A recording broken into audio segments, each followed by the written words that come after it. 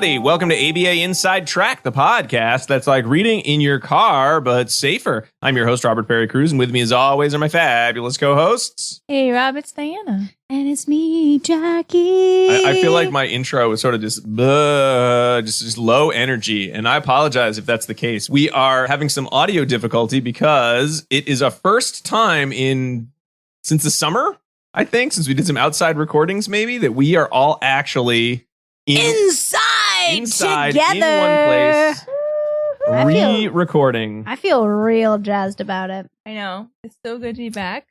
Mm-hmm. I thought it was great at first, and then I realized I forgot how to set up all the audio, and now I feel like it sounds terrible, and everyone's making fun of me, so. They are. They So, probably you know. are. They're like, oh, Rob. Well, by everyone, I meant the two of you. Oh, I'm definitely not making fun of I you. feel like everyone's like, nobody cares about audio, Rob, just you. Anyway, little inside track, inside baseball. But this isn't a podcast about baseball. It's a podcast about behavior analysis and behavior analytic research, where every week we discuss a topic related to the field, hit up some fun research articles, and get into the weeds about what's in those articles. What does it mean for your practice? And this week, we're going to be talking all about tummy time. Tummy time. Tummy time, that's right. Just like a baby, like me, I cried like a baby to start this episode off. Wham. Maybe it's because I'm lying on my stomach to record this. That was the problem all along. I love tummy time.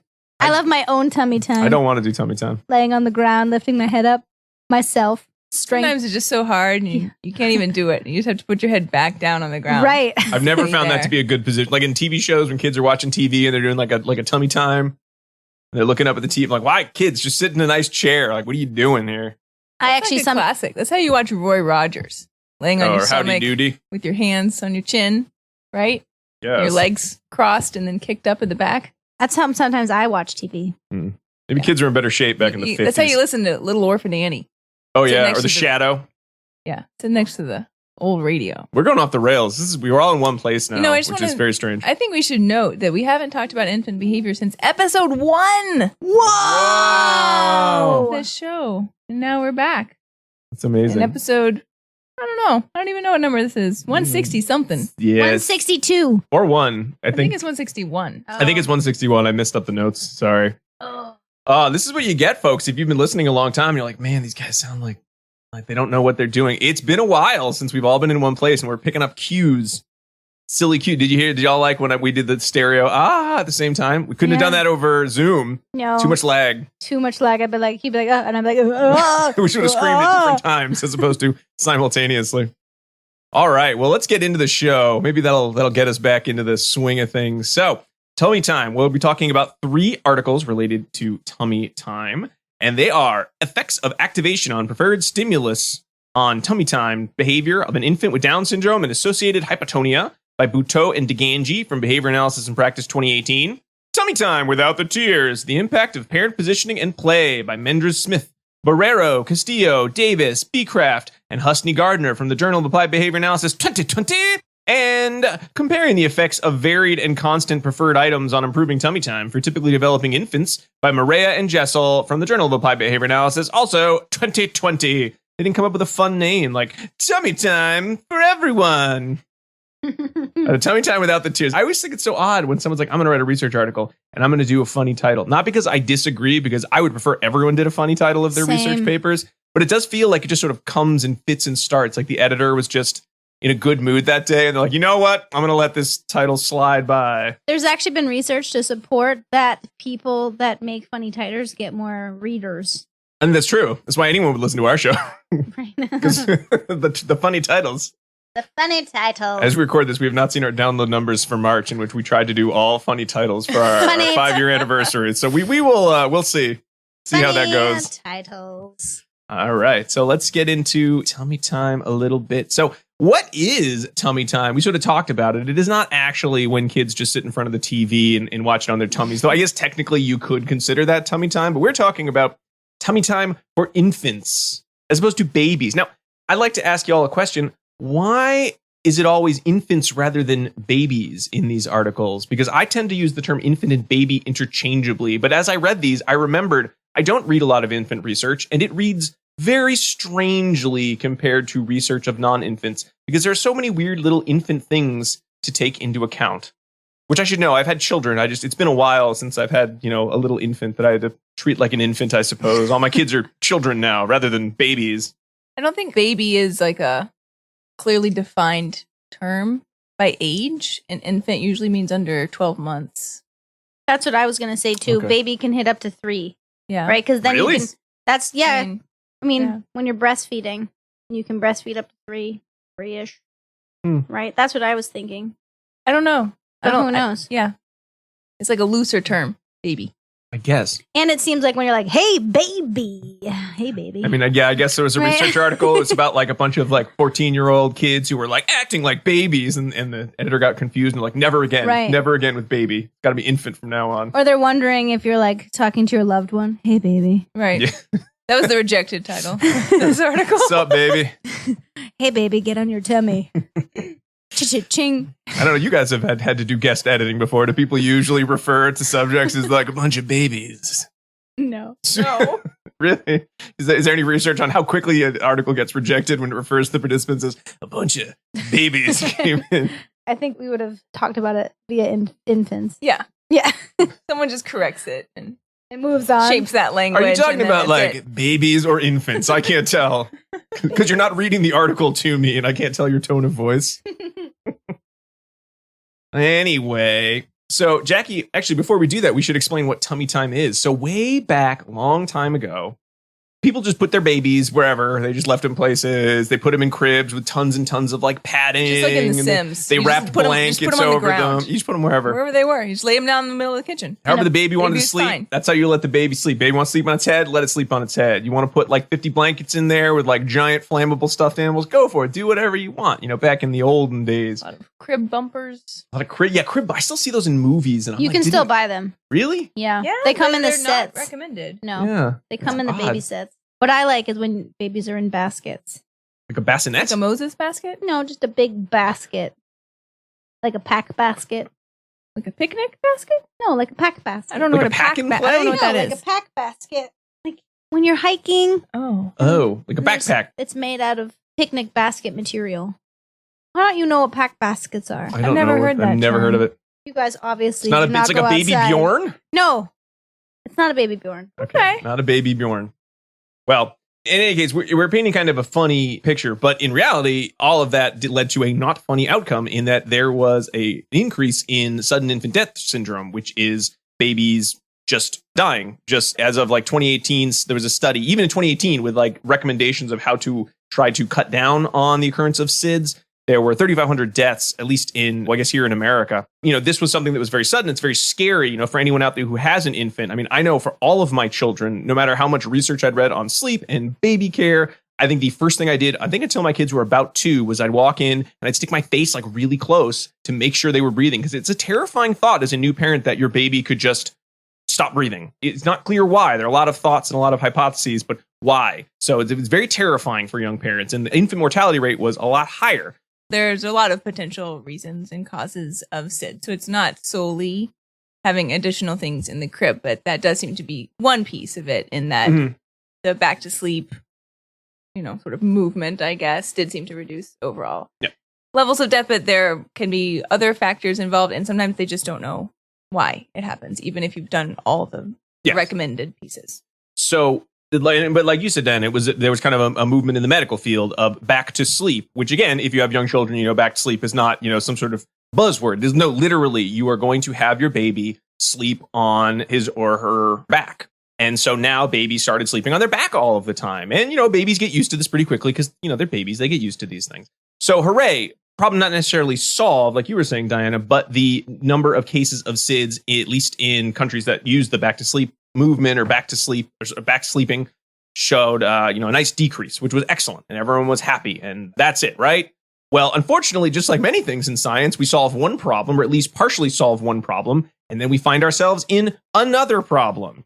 And in this case is that now we have all of these babies who are on their backs all the time. They are no longer comfortable being on their stomachs, meaning that they are having lots of issues related to gross motor skill development.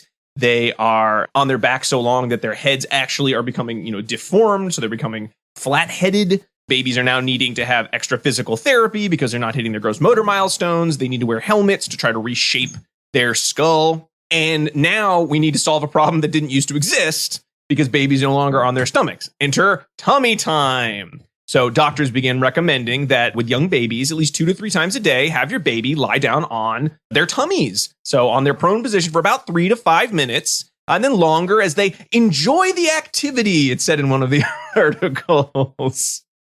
And, then babies lie on their stomach and they love it. And they stick their hands under their chest and they push their chests up and they get a lot of great exercise and they have a great time and all the babies were happy. Except most babies hate tummy time. I'm sure there are some that just loved the first time they were laid on their tummies and started, cooing and enjoying it. But for most babies, you do this, you put them on their stomachs and they cry. And what's a sound that everyone finds to be quite aversive? It's the sound of babies crying. So parents often will then pick their babies up and then they say, you know what? I don't want to do this tummy time anymore, even though I know I have to and I'm supposed to, because it is so difficult to do. And it is so hard to see your baby clearly just struggling with being on their stomach. They just look so miserable. Like, I don't know if y'all remember, doing tummy time. It's because, and it's because they can't lift their head because their neck and shoulder muscles are still weak because they've never had to do it before. So it's really hard for them. So you can see them like struggling to try to lift their like super heavy head up and then it like flops back down and it doesn't look pleasant. And especially when they're little, like 2 or 3 months old, like they have very little alert time during the day. So you're like, am I really going to spend the alert time that they have making them upset? And then you start the whole cycle over of then you got to feed them and try to get them to take a nap and do all these other things in order to get them like back to the happy state. And then by the time you do that, it's recommended that you do tummy time again. And one of my articles specifically talked about how parents may not recognize the importance of tummy time, right? So crying may be worse for them than understanding the long-term benefits of tummy time. So if you don't have a pediatrician that's telling you how important tummy time is or how many times you should do it, right? If you just have a pediatrician that's checking out like milestones and then bye-bye, see ya.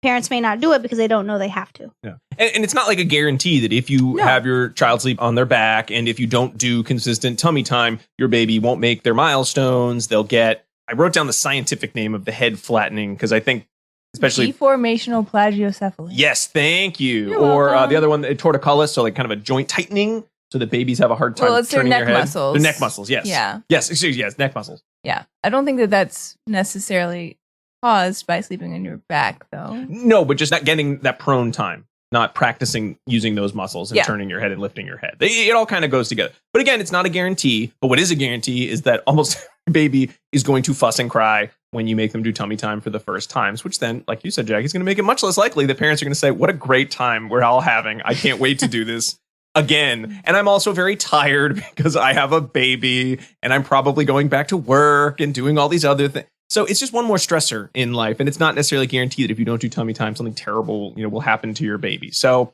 while it is a strong recommendation, it is very easy to understand why parents don't want to engage in tummy time with their child. My child loved tummy time because it was the only time we let her sit on the floor with the dogs. And they would just stare, get really close to her and be like, and she was always like, like her face, like, what's happening? That's super cute. Well, and that brings us to why there'd be research articles on how can I get my baby to engage in better tummy time or seem to enjoy tummy time. And most of these articles are going to kind of follow the same kind of thrust in terms of, can we, A, get the babies to cry less, so seem less miserable while being in tummy time? And then B, can tummy time itself be more physically stimulating in terms of showing signs of the baby lifting their heads more or sticking their hands under their chest or pushing themselves up farther? Ideally, you can do both. The tummy time becomes more meaningful and the baby seems to enjoy it more. Plenty of previous research, but let's talk about the studies we're talking about today. We have 3 of them, and then we'll probably get into some of the other articles that have been written on the subject of tummy time while we're getting there. So, Jaggy, why don't you start us off with the Boutot and DiGangi article? Sure.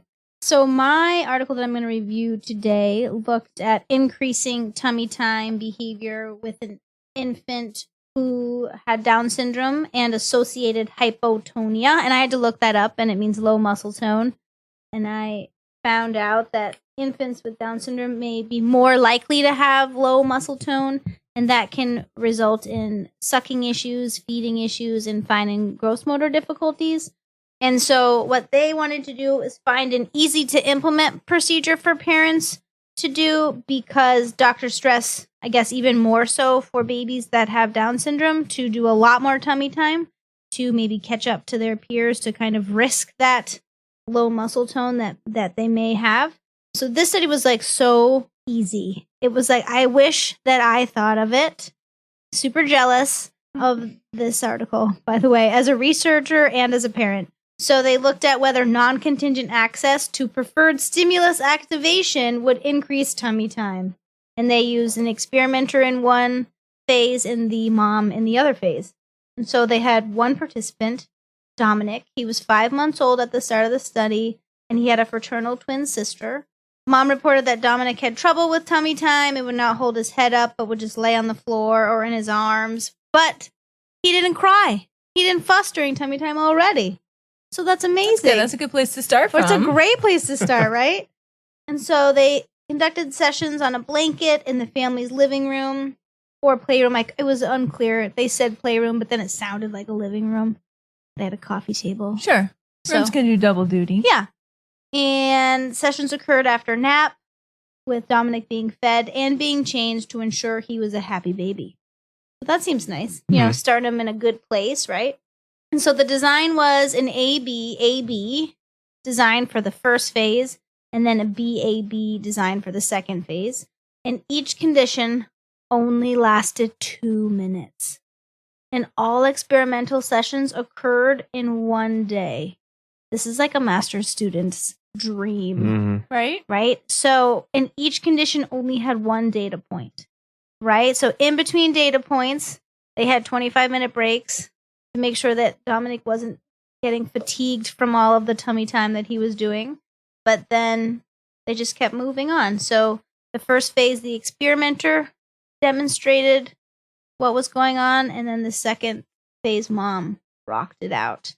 So they used a single stimulus preference assessment first, and they looked at whether Dominic was looking at the stimulus for 5 seconds, and if he cooed or laughed at the stimulus or kicked his legs and waved his arms when looking at the object. I love that, because I can see it, I right? might need to be doing baby research. I'm sorry, infant research. Right?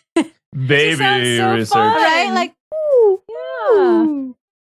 So they ended up with 3 toys. A pig that was plastic and he oinked. A musical toy snail, and a spinning or popping toy. Those are the 3 toys that they used. They sound great. In the toy condition. Okay. So the A condition was the no toy condition, where non-contingent attention was provided just generally for Dominic, and toys were not in sight or out of reach, and the no toy condition occurred with both the experimenter and mom. So they were just like, Dominic, yay! Right, non-contingent. For 2 minutes. And then they moved to the toy condition, and toys were placed 6 to 12 inches in front of Dominic's head and were activated non-contingently regardless of head elevation. But they don't tell us when, or like if they had a duration of time in between. It just seemed willy-nilly. So maybe it wasn't, but how it was written, it seems like it was just decided whenever. But if it was decided whenever, that actually might be great, because they're trying to make it as easy as possible for parents to do, right? Right. So, yeah, so they did that. AB, designed for the experimenter first, and then BAB for the mom. And there you go. That's all. It's a dream. Data were collected on head bobs, which is when they put the head up for at the elevation of 45 seconds or higher. Yeah. For less than a second. I was surprised that it was 45 degrees, because that's like pretty high. Like 90 degrees is like straight up. So 45 is like a lot for a baby. Actually. I like that all of us are like, yeah, we were trying our Can heads. I turn my head 45? Yeah. So it's quite a lot. Yeah. Yeah. And they looked at head down and head elevated. So 45 or higher was head elevated, or 45 or below was head down.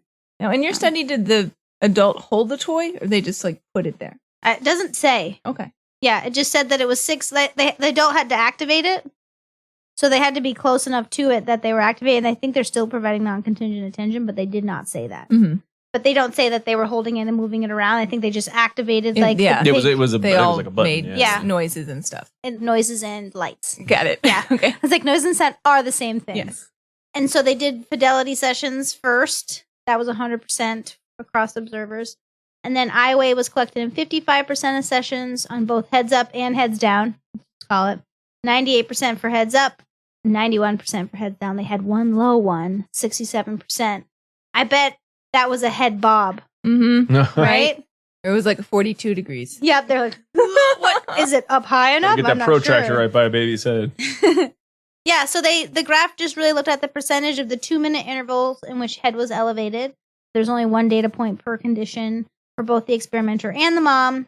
And in the toy condition, it was close to 100% of intervals that baby was looking, that baby Dominic was looking and head elevated, and less in the no toy condition, which was only about 70% of the time. So he was actually doing pretty good for those 2-minute intervals, even in the no toy condition. So the take-home points here are that the non-contingent stimulus activation had a greater effect on head elevation than the non-contingent attention from either the experimenter or the mom. That mom learned how to activate the toy with very minimal coaching, right? Just watching the experimenter.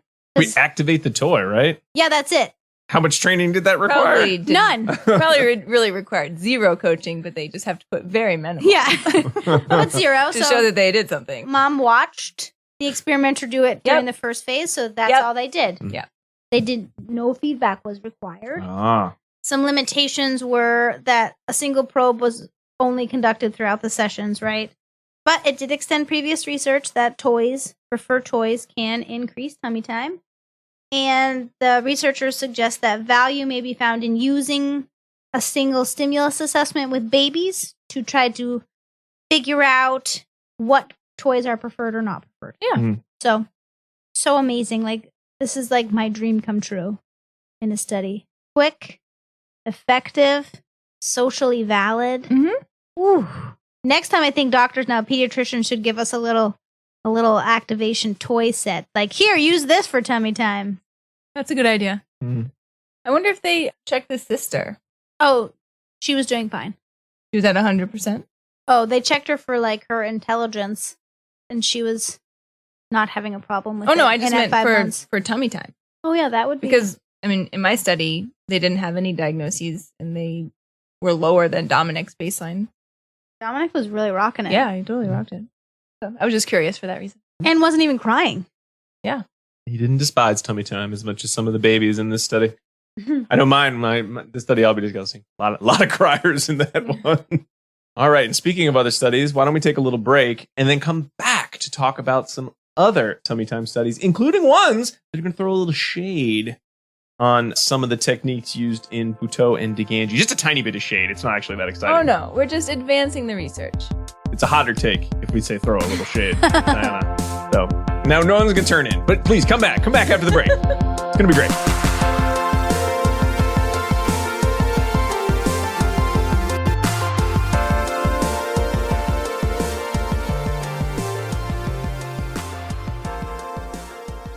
Do you want to be a BCBA? Sure, we all do. Now you can come to Regis College in Weston, Mass. to get your graduate degree. Choose from any one of these courses. Masters of Science in Applied Behavior Analysis. Masters of Science in Special Education.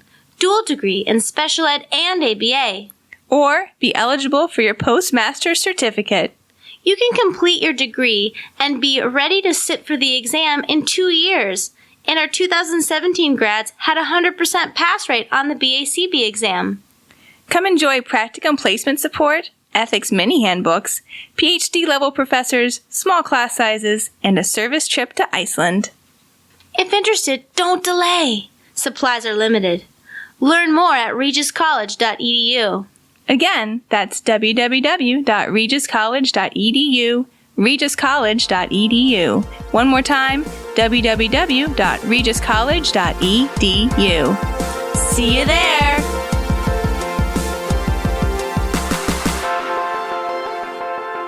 And we are back talking about tummy time. But before we continue with our discussion of tummy time, let's see, what do we need to do? Oh, that's right. Remind everyone that ABA Inside Track is ACE approved. By listening to the show, you're able to earn 1 learning credit. All you need to do is listen to the show and then go to our website, abainsidetrack.com/getceus. That's GET-CEUS. You're also going to need to know 2 secret code words that we've hidden in the episode. And I'm going to tell you the first of those now. It is eggs, EGGS. Eggs. Lots of eggs. Y'all know eggs, right? Usually when we think of eggs, I we think love of eggs. chicken eggs, right? And you can make all sorts of delicious dishes with eggs. Make cakes, scrambled eggs, side up eggs. Roll your infant around in eggs. You roll your infant in eggs? Yeah, they're supposed to be a common allergy. This was my hot take in child development class. Yeah.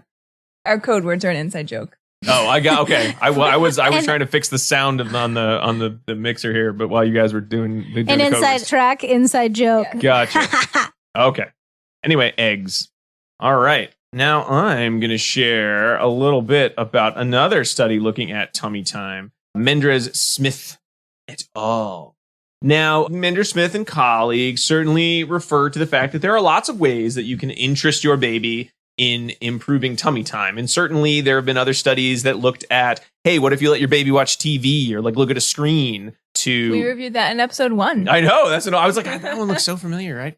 So you can certainly do that. You can, get in front of the baby and hold up a screen, and babies will usually lift their heads and look at the screen and then stop crying and enjoy their tummy time a little bit more. Or you could use auditory sensory books as another study with or even without mother attention. Though again, when parents are attending to their babies tend to do a little, do better. But one of the challenge with infant research is that it's hard to find a lot of infants to be participants in your study. So a lot of the previous studies have only one participant.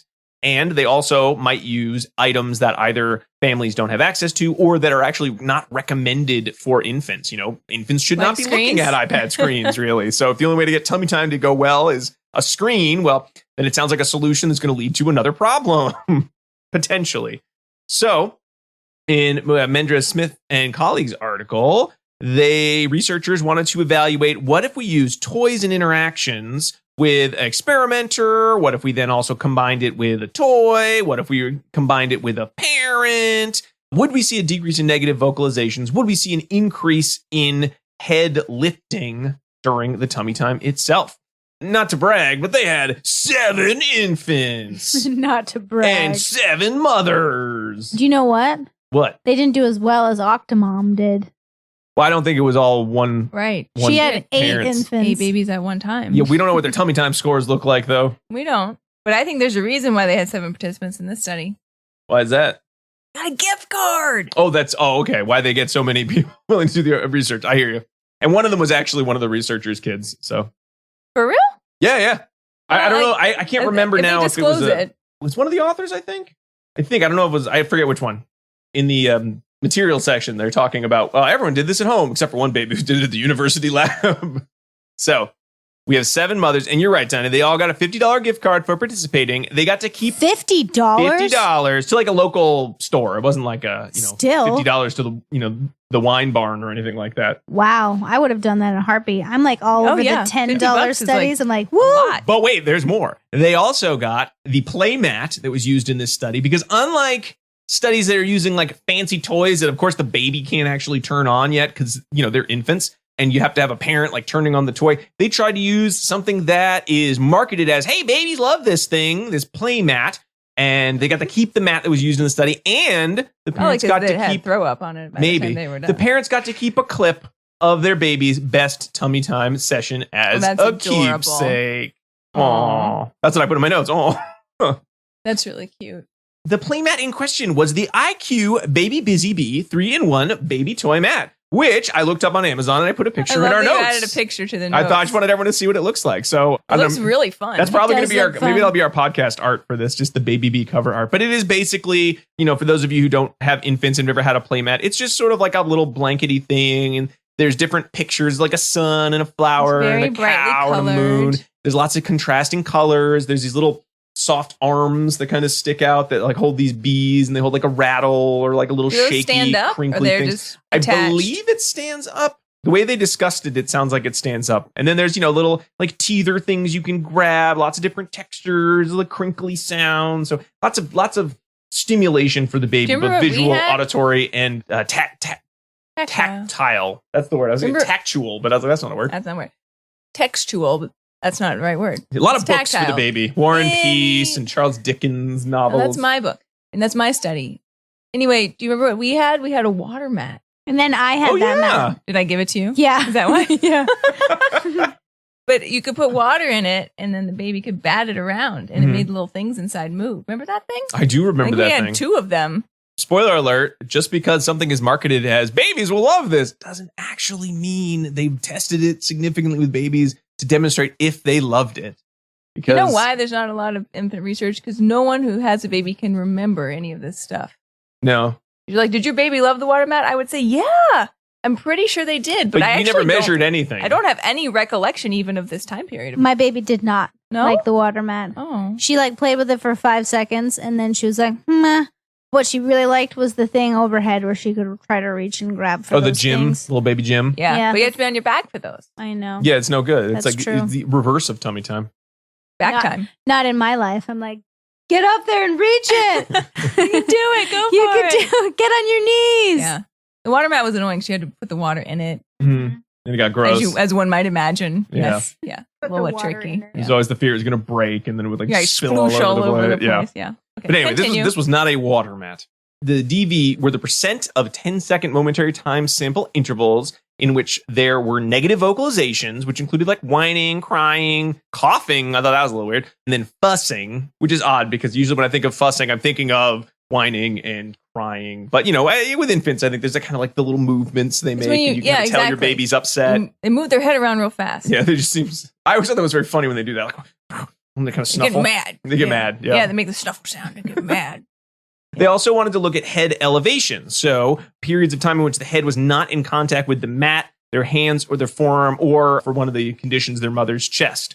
They not just looked at the fact that the baby's head was up or down, they looked at the overall head elevation. And they based this on the Best Beginnings developmental screen, where there are definitions of what does it mean for your baby to be lifting their head at, appropriate developmental age. So there's, head face down with their face to the side, head up facing forward, head up face turned to side, their chest up off the ground, their forearms pushing up. So like kind of like a little like cobra, yoga position, Mhm. right? And then supporting their head up above that. So it's this, Wow. yeah. And they had this very elaborate IOA procedure for scoring this. I did not put it in my notes because, again, not the most exciting part of the research study, but I was shocked that they went to the trouble to measure this component of tummy time. Because again, I think most parents would say, as long as my kid's head is up when I do tummy time for like 3 to 4 minutes and they aren't crying the whole time, you did it, researchers, you solved the problem. But they went a little bit farther with the study.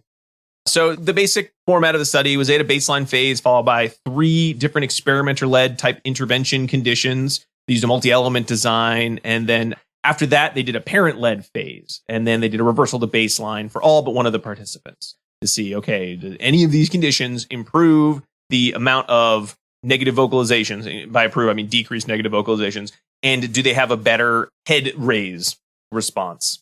I do love how they described all the things they did before the study started. You got to feed your baby, change your baby, soothe your baby, because otherwise your baby's just going to cry anyway. It has nothing to do with the study. So, Yes. real prima They went to- donnas, these infants, right? It's like, oh, God. All of these studies, they went to like such great lengths Ah. to be like, we're not being mean to the babies. We're not being mean. We gave them all toys. Right? They can stop at any time. Once that was all said and done, the baby seemed, content. It was time for the experiment. Whatever the condition, they put the baby down on either on their tummy on their mat or later with the parents on the parent's chest, and they'd say, "Tummy time." Like the SD was presented. That was it every time. They'd say tummy. Like they want the baby to know as much as they can. This is tummy time you're doing right now. And they do 1 participant per week, and they try to get 5 minutes, but they made a cutoff. If the baby engaged in crying for 2 consecutive minutes, they ended the session for the day. There was one mother that could not stand the sound of her baby crying for a full minute. She would get just visibly upset and really couldn't handle it, which to me, I was like, I had 3 kids. Honey, if you can't make it a minute with your baby crying, how do you think you're going to make it through the rest of your baby's life?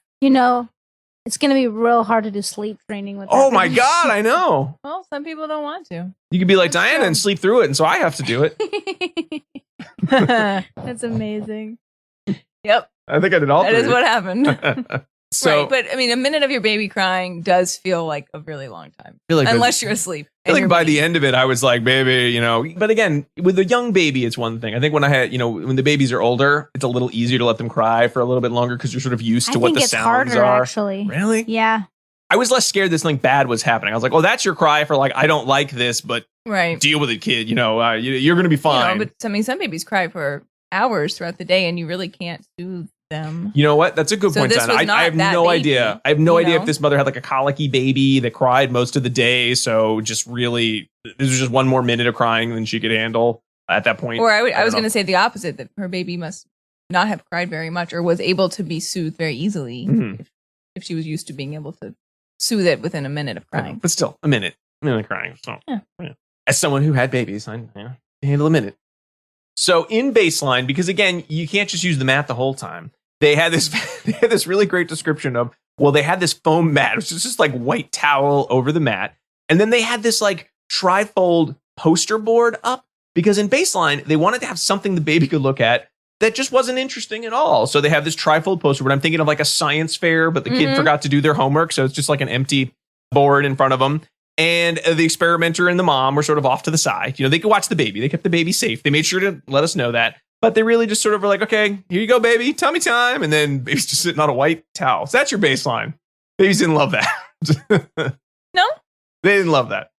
So then they started with their experimenter-led sessions. One of the questions I have about this study is the order of conditions and why they chose some of the conditions they did. I was a little confused at like why it was so important to get the experimenter involved in the study for as long as they did versus getting the parents involved, given how much research has been on how effective mother attention can be. But I don't know, maybe they felt like they were going to be really cool with the babies. Kind of how they were like, there's these babies love me, So I'm a baby whisperer. So they did their experimental-led session. So they put the infant on the play mat. They had the toys. They also had the play mat below the baby. And instead of that trifold board, they put the play mat up there. So the baby had a mat below them and a mat straight in front of them. They also had the experimenter who was like at a perpendicular angle to the baby in front of the baby to provide continuous verbal attention, like positive statements, soothing statements. They'd sing little songs. They'd smile. They talk about, the mat and say, oh, look at this mat. Oh, look at all the things on the mat. Look at the mirror. Oh, that's it. And they'd point out how great it was. And they'd shake the rattles on it and everything. So those are the different experimenter conditions. There was one just for like the experimenter attention. The one they had the mat present. Then they did the parent-led intervention. And in this one, it was totally different in that they got rid of the mat. They just said, okay, mom, I'm just going to have you sit on like a couch. I'm going to put the baby on your chest and what's a toy they like? And the parents would just pick some toy that they liked. It was usually something like, I think they had like a rattle toys, a mirror for one baby. One baby liked a crinkly book. So it didn't seem very, hey, what do you like, mom? What do you think your kid likes? And the baby would just sort of go sit on the mom's chest. And that was one of their other conditions. And the couch was at like a 30-degree angle. So you already kind of had the mom sitting up and the baby sort of up a little bit more, which again, really makes me think, why'd they bother with the freaking mat in the first place? Because I guess they thought the mat was going to do much better than it ended up. Right. And nobody doing. wants to hold their baby all the time. Right. No, So that's one true. nice thing about the mat too is you can set them down and they're like, oh, you're doing something nice for yourself. Well, I can do something nice for myself. Right. Right. Like pee. Yeah. But Yeah. again, if you're trying to do tummy time, you could say tummy time's going to be something we do together for like a few minutes. And then I'm going to put you down on the mat. And then I can put you in like a gym or I can put you Oh, in yeah, whatever. that's true. Fun. You don't have to be on your tummy anymore. Right. And, babies can't roll over at that young age. So you put them in one of those little gyms and they kick their feet. It's very adorable. And then they did a social validity questionnaire at the end. So let's talk about results. In baseline, as expected, the babies cried a lot. Negative vocalizations, except for one kid who actually did pretty good. But they all had low levels of elevated head. So then the experimenter came in and lay down perpendicular to the baby and sang songs and all that jazz. So they did see a decrease in the negative vocalizations and an increase in head elevation with the experimenter providing attention. When they had the mat plus their interaction, they did see the greatest reduction in negative vocalizations. But again, it wasn't much of a difference between the kind of conditions that they were putting out in terms of having just the mat, having the experimenter's attention, and having the mat and the experimenter. So all those experimenter-led kind of three mixes. They didn't really see much difference between any of them. And about 75% of experimenter-led sessions had to end by their criteria because there were 2 continuous minutes of crying. So they didn't even make it to 5 minutes. Oh, man. I know. It was not great. With the parent-led intervention, they had a much greater reduction in the negative vocalizations. There were only like 24% of the kind of momentary time sample sessions had negative vocalizations compared to 68% in the experimenter-led interventions. And only 26% of the parent-led sessions actually had to end early because of hitting that 2-minute ceiling. There was also a greater increase in the baby's head elevation. So for 5 babies, you had pretty consistent results across all of them. 2, so 5 of them kind of followed that pattern of like low negative vocalizations, high head raising. There was one participant, Amanda, who had pretty low head elevation throughout every condition. Sean just really cried throughout the whole thing. Did not the whole like tummy experiment. time. Yeah, as I wrote in my notes, he was a bit of a cry baby. Oh. No. But for the other 5, again, increases in head elevation, and the head elevation was at that more developmentally advanced level for more chunks of time. And that was true for, when they were with the parents, even more so than when they were with the experimenter. So like in, to put some numbers on that, in baseline, only 7% on average of the initial baseline sessions had the babies doing chest up or forearm support or hand support. It was 18% of kind of on average were they spending time doing that with the mat and interactions with the experimenter. And it was 33% engaging in that sort of head up, forearm up with the parents. And then when they went back to their baseline, the babies pretty much almost all of them, sort of dropping in their head, but raising. There's that other factor in there in that in the baseline, they were at a 0% incline. And then when they were relying on the parents were at a 30% incline. So then the baby was also at a 30% incline from the start. But it's still, it had to do more with how the baby was raising their chest. So again, is it easier to raise your chest at a 30% incline? I don't know. But they were engaging. Let's try it. Yeah, let's all get a 30% incline right now. Get on let's do it.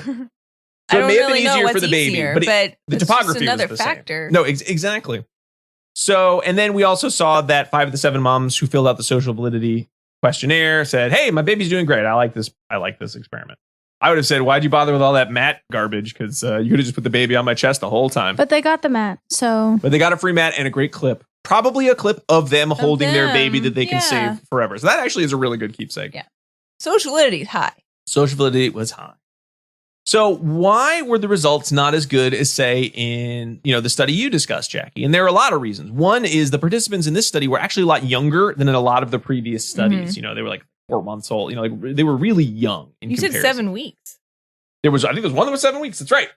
They were very young. That's very young. So developmentally, you should start tummy time early. Yes. But developmentally, they probably just were not as advanced as some of the other participants in other research studies. So it could just be that. It also might be that if you had an older baby and you did the same experiment, but with the babies on the floor, they would have done better with the mats. They have more experience with the mats, more experience being on the floor, more experience being away from their mothers. With life. Yeah, more life experience, right? Things in your environment. And just colors. To look at. They also were looking at 5-minute sessions rather than like the 1 or 2 minutes that a lot of other studies do. So it may have just been 5 minutes with young babies. Too long. They're asking too much of these babies. Isn't it amazing that you fill 24 hours a day with a baby when you have a baby? Right. I don't know. It all seems like a fuzzy Well, the memory. greatest thing is that most of it's during the middle of the night. Right. Oh, yeah. And also the playmat, unlike a lot of the other studies, wasn't really that exciting. It didn't have dynamic features they mentioned. Well, what I was thinking, it wasn't a water mat. It wasn't a water mat. And I was also wondering, if you look at baby or infant research, they used a colored mat, and a lot of infant research suggests a black and white mat before they turn 6 months old. So I'm wondering if they used a black and white mat, if babies would engage with it more, because maybe it was just too much. They were like, no thanks, this is overwhelming. I also wondered, why didn't they do a mother on the floor with the mat condition at all? They just went right to the couch, or experimenter on the couch. Would they have gotten the same results or similar? They probably would have gotten better results with the mother, but who knows? If there was a time constraint issue here with respect to what they needed to get done, like for whatever master's thesis, perhaps this was doctoral thesis. So maybe they really wanted the mat to work, and then when it didn't, they said, we need to show some results, and pretty much know that using the mom, putting her on the chest.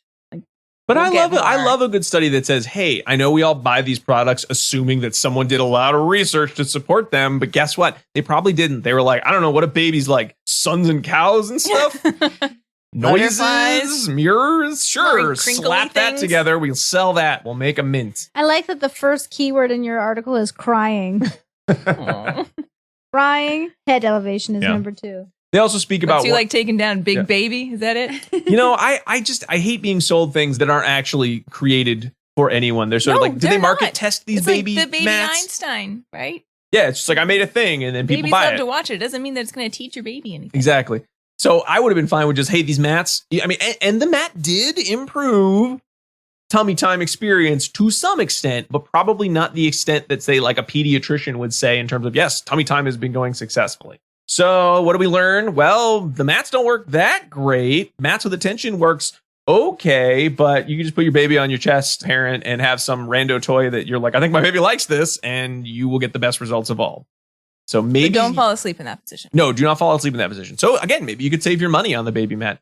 You still have 24 hours to fill. That's true. I mean, yeah, maybe they like the mat at other times when they don't have to do tummy time on it. Then it's just a blanket under them. I guess. Yeah, just save your As money. they get older, Get a I do towel. think that age is probably a factor here. Yeah. As your baby gets older, they will find a mat like that more interesting, but not at 7 weeks. Definitely not. Mm. They can't even focus on anything. Yeah. And then kind of their final recommendation was like, yes, tummy time probably should be done in shorter than 5-minute increments to start. Yeah. And then build up a tolerance. Have your baby build up a tolerance for it. And they're also just going to develop. And that was one of the other limitations they talked about was like, well, it's really hard to do this study and do component analyses because the babies grow and develop so fast in the grand scheme of things that it's really hard to factor out. Just the baby just got stronger. The baby just became more comfortable with being in this position That's or being right. away from parents. So who knows if it was just this would have happened no matter what. Samey. Yeah. Yeah. All right. We got one more study to go, Diana. Woo woo. You can lift your head off your research paper and I can't do it. reach the microphone and tell us all I'm about so tired. My head's so heavy. I'm activating a preferred stimuli in front of you. it. Got one of those monkeys It's with the you, symbols. Jackie. That's right. Looking at Jackie's face. I have to find my But I'm notes. perpendicular to you and in front of you. You should pay attention to me. You've been around for a whole year, so Yeah. I know. Okay, so I'm going to review the Morea and Jessel article, which is also from 2020. And What year is it from? 2020. Thank you. 2020. So we already reviewed the reasons why we need to do tummy time. So, but just to clarify, doing tummy time does not reduce the risk of SIDS. No. No. Right. So it's two separate issues here. It's just that the back to sleep program is successful, but it often can result in It created a problem. deformational plagiocephaly. It started to solve one problem and then created a new problem. Right. Right. And then my study went on to note like what that plagiocephaly can look like, which is just minor like flattening of the back of the head, but it can also include like bulging of the forehead and asymmetry of the ears and eyes if it's pretty severe. Mm-hmm. So, and you see a lot more babies now wearing the little baby helmets, So cute. right? Yeah. And that's because of the flat head problem. And lots of babies have them. They work really well. I know I've met some parents who were really distressed that their baby needed the helmet, but not a big deal if your baby needs a helmet. And Nope, not you at all. It's very stressful though when you see a baby receiving any kind of care like that because you're just not expecting it. I think it looks a bit foreign and you're worried like, oh no, what happened to that baby? I think we all have that instinct of like, oh no, I'm I so don't- sad. Yeah, I don't anymore though. Now I see the helmet Yeah. and I'm like, oh, Yeah. they just need a little Yep. extra. Yeah. And they get them so cute now. They have, Right. like, You little can get them stuff. painted Yeah. and have someone look like R2D2.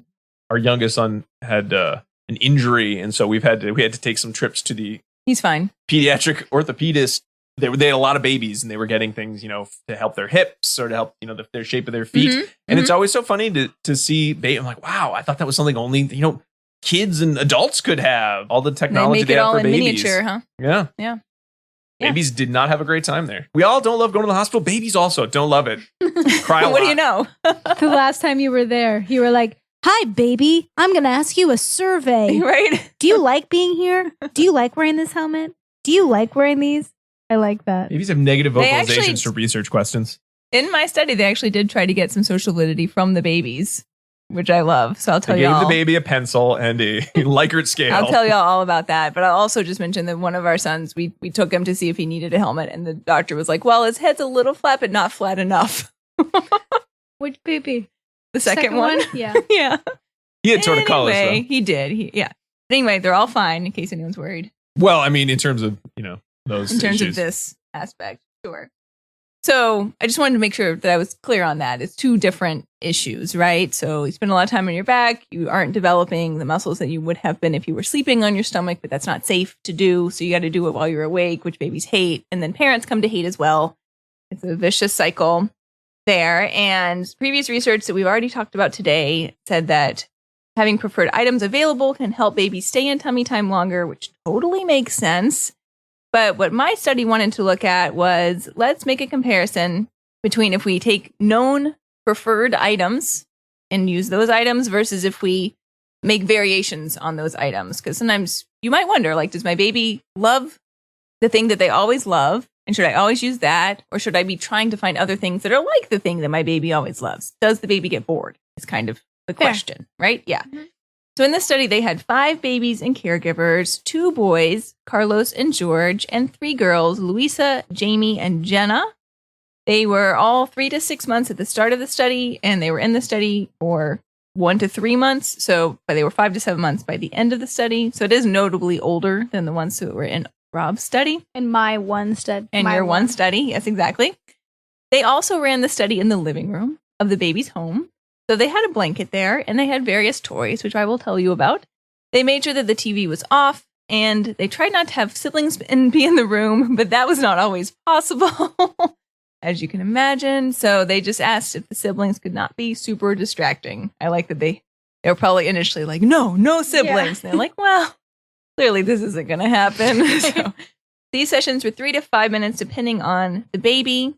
And they were conducted between 1 to 5 times a day. Usually they did them 2 to 3 times a day. And they had a 5 to 10 minute break in between sessions. So that wasn't very long. But there were all sorts of other requirements before they could begin the session to make sure that the baby was all ready to do tummy time. And they also had it so that the moms could set a criteria to end the session early if they were uncomfortable with their baby being upset. But all the moms in this study said, no, it's okay. I will be able to let my baby cry for whatever the 3 minutes at most that it might be. So that was not necessary in this study.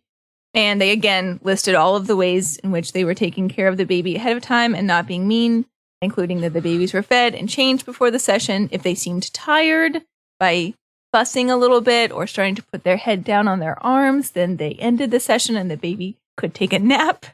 I love that. I want to take a nap. If the baby seemed fussy, which was not clearly defined before the session, then they delayed the start of the session, and then they discontinued the session if they were unable to soothe the baby, or the mom was unable to soothe the baby after 5 attempts. That happened 5 times over the total duration of the study across all the participants. So it wasn't very often that needed to occur. And then there were some dependent variables that they looked at here. They did a preference assessment, which I'll tell you about. So during the preference assessment, they were looking at head orientation of the baby as like the measure of preference, and negative vocalizations, which were crying and whining. Was that cute little figure that they had of the head? No, that was the flathead versus the not flathead picture. Mm-hmm. During the actual sessions, they again measured negative vocalizations, but they also measured head elevation, which they didn't give us as much detail in the study as in either of yours on how exactly that was measured. Mm-hmm. So I didn't get a degree number like we did in Jackie's, and we did not get the developmental progression of keeping your head up. It was just head held up off the ground and not resting on the arm. That's all that was listed as that DV for this one. They also took tons of IOA, and it all looked great. And that is all I've got to say about that. They did it. They did it. And the experimental design here was a, quote, multi-element comparison embedded within an AB reversal design, which just meant they did a baseline, then they compared the 2 conditions, which I'll describe to you. They went back to baseline, and then they did another comparison of the 2. So, like 2020 was the year of the fancy, many-step experimental designs, I noticed. It's not even that complicated. It's just when you write it, you're like, it just sounds like this is why there's got to be a better way to phrase this. It's like, oh, no, I know what you mean. No, there's not. It's a fine way to phrase it. It just sounds complicated. Yeah. But it's fine, except when we get to the results, which I'll tell you about. So they did a preference assessment, and it was a single stimulus preference assessment. The mom presented the items to the baby, and they had the baby in what is actually a bumbo seat, but they couldn't call it that for like copyright or whatever. So they're like, a seat designed to keep the baby upright. Wait, why couldn't they call it a bumbo seat? It's like, you know. It's trademark. Don't you just put the trademark? I don't think you can, because then it might be marketing material. Yeah. Mm-hmm. Yeah. Yeah. Maybe they weren't using the official bumbo seat, right? There's more than one brand. We used a bunch of 2x4s that we set up for the baby to sit in. Then we coated them in plastic. Would have been a radial belt tire. They sat in that. Or they had the baby. Oh, I know. I couldn't remember the name of this thing. A bouncer. You know those? Oh, you put the baby in. Like a little suspended seat. Mhm. And sometimes there's vibration. Some of them were in those because they were too little, I think, for the bumbo. So they had them in one of those two. And then they made sure to present the item either on the right or the left side. And they would wait till the baby's head was in the middle before they presented it. And then the mom would play with the item for 60 seconds while it was held 13 centimeters away from the baby's face. That's serious. I forgot to look at how far away that is. I think it's like 6 inches. I think there's 30 centimeters in a foot. I looked at a ruler. 12 inches is a foot, right? Yeah. We got to do 30, then you got to transfer to centimeters. Oh, yeah. Sorry, everybody. Okay. We're in America. We don't Pretty sure- use crazy English measurement systems. I'm pretty sure it's like 5 or 6 inches. Okay. Okay. So kind of. Is anyone ever terrified that they're going to switch to the metric system finally? And while mathematically it'll be easier, you'll be like, I don't know how far away anything is from me. How tall am I? 7 meters? I don't know. What's that? To be fair, I'd have to learn it all over anyway because I'm not good. Right there, I was like inches to feet. I'm going to pretend I have a ruler, right? Like, I'd also How many hogshead tall is your baby? Yeah, our system is archaic and not the one to use, but is the one that we use. So I would have a hard time learning a new system. Also for centigrade, I think I would be quite bad at that. How cold is it outside? I don't know. Cold. That's it. Cold, very cold, death. Right? 0 centigrade? But 0 is like warm because 0 is 32. Yeah, 0's warm. I mean, not warm, but like you don't have to wear a ice jacket is melting. warm. Yeah. Exactly.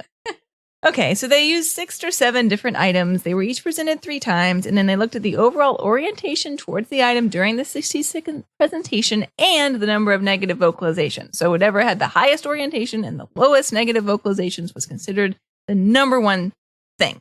So that was what they did first. Now they knew their item. Okay, so then they had the item, and then they found variations on those items. By the time they finished the preference assessment, the babies were already All ready grown for up. kindergarten. So. All right, they did a baseline in which tummy time. They didn't give an SD in this one. They just did tummy time. They didn't go, tummy time! Tummy time! There was tummy time, but with no toys. The parent was sitting nearby, but they didn't give any attention for negative vocalizations. Again, these were short sessions, 3 to 5 minutes. Then they had, so that was our initial A condition, and then we did the multi-element comparison between a constant item condition and a varied items condition. On the constant item, the mom presented the most preferred item. The item stayed the same through all of the constant item sessions. They held it 13 centimeters away and did stuff to make it seem exciting. So they like moved the item around, right? Really played up that item. Yep. And the baby could look at the item if their head was up, but if they put their head down, obviously the item would no longer be visible. And there was no clear consequence for negative vocalizations or if they rolled over. The mom just kept doing it. That was compared to a varied items condition in which a novel version of the most preferred item was presented. And that was defined by a parent report that the baby had never seen the item before. And in each varied item condition, a new version was found and presented. So they had to get kind of creative with that. And the mirror so, that looks like a fish versus the mirror that looks like a cow. yes, basically. But for 3 of the 5 infants, their preferred item was a book. So, for example, Carlos loved the monkey book. So that was his constant item. And then his varied items were the Good Night Moon book, a sheep book, another book.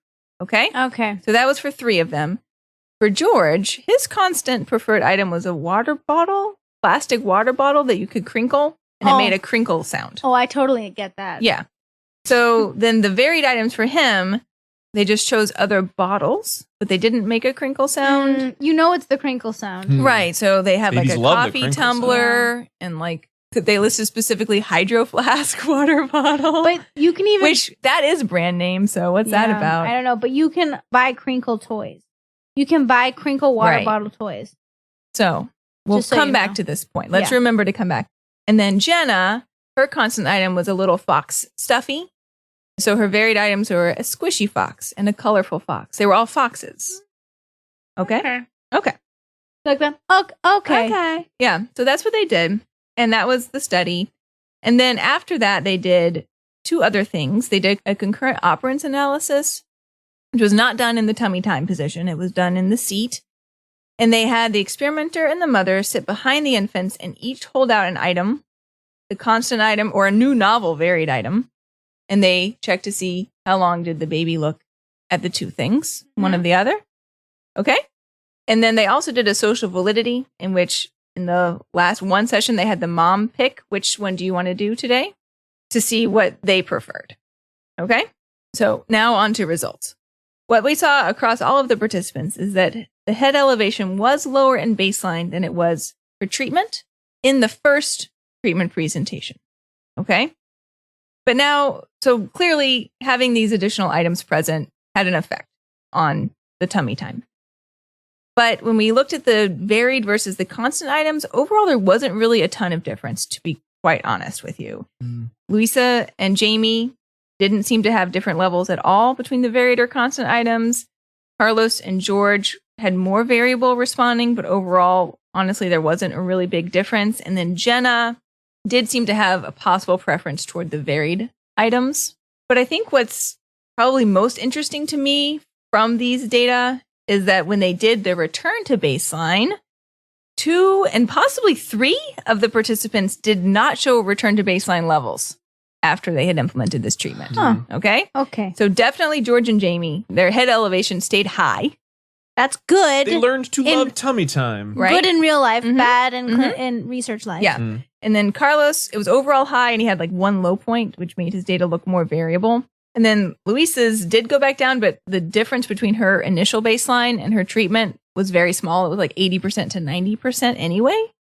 And then finally, Jenna did show a really clear distinction between baseline and treatment. So I was like shocked by these data that we got to see them, honestly, for one thing, and that we didn't see the change. But we'll talk about why that is.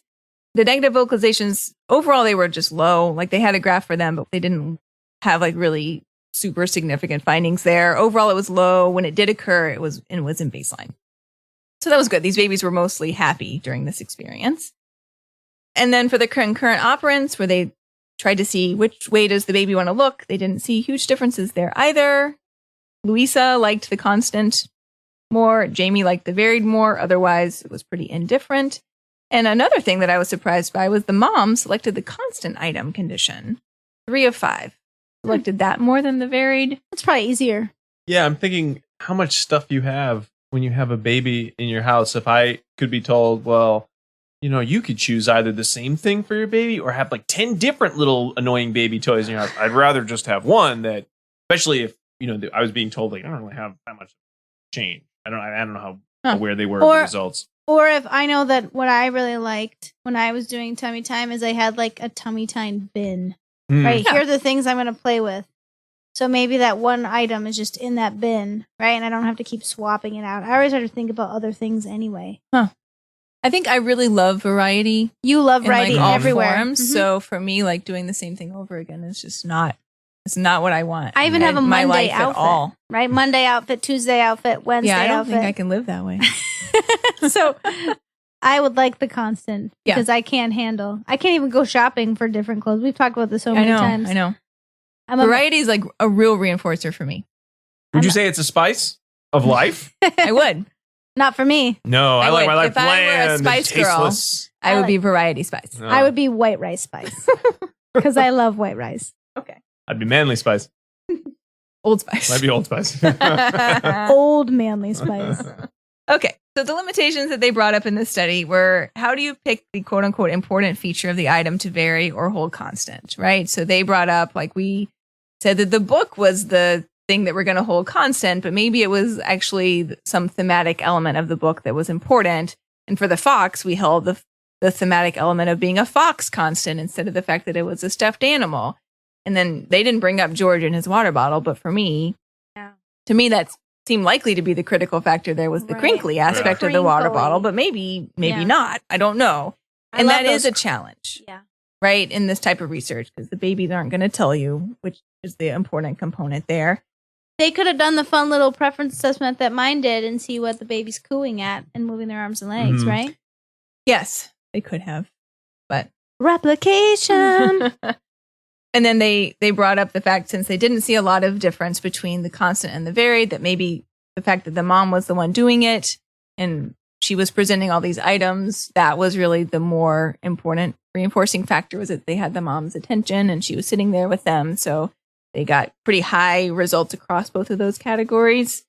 And then, of course, the thing I think that we should bring up is the fact that they did not get replication of their return to baseline in, I would say, 3 out of 5 of the participants. And there's a number of reasons why this could occur. And they're kind of good in that the babies could have strengthened their muscles through the process of the initial treatment, such that now the response effort to keep their head up, even in baseline, was lower. Or we could see additional effects of reinforcement through the process of experiencing the environment, being able to hold their head up and look around, right? They've now encountered additional reinforcers such that holding their head up on its own is now more reinforcing. Or we could have overall maturation effects independent of the treatment that's been put into place here that could have affected the results. So all of those are potentially problematic with respect to establishing experimental control in this study, but good in the sense that you want the babies to now be engaging in tummy time, even when they're not getting that really high quality toy/mom attention, right? So it's like a little good and bad there. I was surprised that it didn't get a little more play in the discussion. And then the other thing that they brought up is for future research, they didn't look at mother's attention alone as a condition, which they could totally do. And then what I think is they could also do preferred items alone, kind of like your playmat study, Rob, to see what that would look like. Because again, as a parent of a young child, you really would love to find something that the baby's happy to do by themselves. Yeah. And if it could be a tummy time thing, wow, even better, right? Really knocking out 2 things at once there. So I think that might be a nice direction to go. And that's it. Wow. All right, with that, let's move into dissemination station and wrap up. Wow, it sounded like that train was here in the room with me. It is. We are on the Stereo station. sound. Well, I know I'm always surprised when I'll read studies like these and sort of say, wait a minute, they haven't like solved all the tummy time problems. They don't know the answers to all of these We're questions. still doing tummy time research in 2020. They're selling all these products that are supposed to help with tummy time and nobody knows if they do anything. And it's always that minute of like, oh yeah, of course, because that's how most things go. So in terms of like best practice for tummy time, you know, other than here's what you should do for tummy time, which isn't necessarily best practice so much as wouldn't this be nice? I suppose parent attention being a component is important. You know, probably starting with short periods of tummy time, 1 minute rather than trying to go shoot for the fences with 5 minutes of tummy time is probably a better way to start. That's actually a great point. Yeah, doing some type of progressive schedule here. It's been a while since we've been taking our, infants to wellness checkups. So I don't remember if I was recommended to do tummy time and to do it in increments. I don't remember if that was in any of the baby books of like, you should do tummy time, but start small. Or if it was one of those just general, like, you should do this much tummy time. Anyway, good luck, parents. But, a lot of things are kind of written that way, which is unfortunate because as all of these researchers talked about, parents aren't going to do tummy time if all it does is mean 5 straight minutes of crying for their baby. So starting small, starting early, starting small, parent attention. Hey, maybe try on a couch. That seems to be pretty great. Yeah. Maybe save money on your fancy playmat. Get one of those cool gyms where the baby's on their back instead. Those are great. But not for tummy time. Not for tummy time, but they're great for, the baby being entertained if you need to go grab something real quick or you need to take care of one of your other kids for a minute or two in the same room, perhaps. Other than that, I think some of the ideas for the preference assessments are interesting, though, again, do they need to be as elaborate? Because, as the... No, and as the that's for Smith research, study, right? Like, you're not going to do that just before you can run tummy time for your own baby. You don't have to do that. I like the idea, but it did feel like there was so much when, some of the studies were like, and then moms just said, I don't know, this thing, and guess what? This thing seemed to work well, despite all the research, and parents aren't great at picking their children's, highest preferred items necessarily just by guessing. Maybe when babies been alive for like 12 weeks. It's a limited number Everything of is items. exciting. You're like, whoa. Right. Or it's too exciting. Yeah. And then you cry. Yeah. Yeah. Or your head's just so heavy. Yeah, so those seem to be kind of some of the constants of the research, at least what we know about tummy time. But there are a lot of avenues to explore. Yeah. There is. It actually is an important area, right? Because, if you have a baby or you've had one in the past, you know everyone dreads doing tummy time. And you're like, oh God, have I not done tummy time in like a week?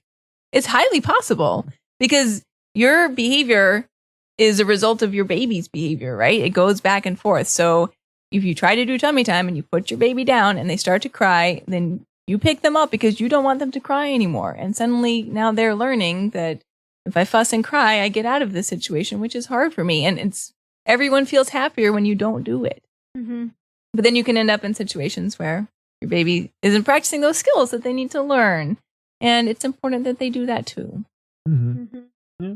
I mean, just in terms of the direct research, I'd like to see some of these replicated where the mother attention comes in earlier or the different materials were switched up at different times. You know, maybe doing more research with the younger babies because then you potentially have less of a maturational effect in terms of, you know, the babies being able to strengthen themselves that quickly. That might give you more of the sort of pure answers as to was this just developmental or was this related to whatever it is we were using. Although then sometimes it feels like a moot point of like, well, if you just do it every now and again, your baby's going to get strong enough and it'll probably be fine. I think a multiple baseline across participants maybe. Mm-hmm. It needs to be short though. Like I think these studies that are doing multiple sessions per day are, in this case, probably having it right. Yeah. Because you're limiting the opportunity for those maturational effects. Right. Mm-hmm. And it's my dream research right there, right? One day, Babies. get up at 8 a.m., finish my research The whole project, thing done. 4 p.m., go home, There you Get a go. $50 gift card. and a mat that I can play on. All right, so that is an update on tummy time. And with that, it comes to the end of our episode. Before we wrap up, I want to make sure to give out that second secret code word. It is DIRT, D-I-R-T. It's that stuff on the ground, the brown stuff. You grow plants in it, you add water, it turns into mud. Dirt. And that's it. 2 code words. And we're wrapped. That's a wrap on tummy time. That's also an inside track, inside joke. Inside joke. How nice. How nice for you both. I'll tell you the joke. Before I had babies, I was like, this is what I'm going to do when I have a baby. Mm-hmm. I'm going to crack some eggs over the baby, and I'm going to roll them around in dirt. Decrease allergies. Oh, okay. And you got to stick peanuts up their nose. And everybody was So like, that they don't you're get a peanut allergy. horrible. And I was like, I don't have kids. No. I did not do that. But my child is quite dirty all the time. Because they're not allergic to dirt because they love it so much. Well, we hope everyone enjoyed listening to our first recorded episode all together in quite some time. We hope that the sound was all good and all that great stuff. Something maybe I only care about. Who cares about sound? Write in and tell us if you like the sound, didn't like the sound, or would appreciate better sound. I like that. There's a social validity right there. We do hope you enjoyed the show, though, and we would love to hear from you. A lot of ways you can do that. You could certainly subscribe to the show, leave us a review on Apple Podcasts, Stitcher, Spotify, or wherever you listen to the podcast. You can follow us on social media and reach out to us there. We're at ABA Inside Track on Facebook, Twitter, Pinterest, and Instagram. You can find these episodes posted on our YouTube page with the YouTube subtitling feature and our website, abainsidetrack.com, where you can get links to these articles as well as purchase CEs for these and any of our other 160-ish episodes that we have done so far in the past 5 years. And if you would like to have more content, as well as an opportunity to get together with some other fun BCBAs, you can join us on Patreon, patreon.com/ABA Inside Track, where you can support us for $5 a month. Join us for the bi-monthly social tracker level, where we get together and talk about whatever's on our mind in the field of behavior analysis. If you'd like to go up to our other levels, we have just finished recording. By the time you're listening to this, you'll have heard a preview of our Neurotribes book club. That's right. A 1 million-hour-long podcast all about Neurotribes. Nope, just 2 hours. The book. Just 2 hours. Okay, just probably 2. 2 hours is the goal. Will we do these extra podcasts? No, not the goal. Is just 2 hours. Fine. We do extra long podcasts, also good for CEs, in which we discuss relevant books to the field of behavior analysis. We have Neurotribes and Meaningful Differences so far. We'll be doing some more throughout the year. And of course, there's always good old email. You can email us at abainsidetrack@gmail.com. All right. Well, thank you, Jackie and Diana. So good to see you both. We'll be back next week with another full-length episode. But until then, keep responding. Bye. Bye.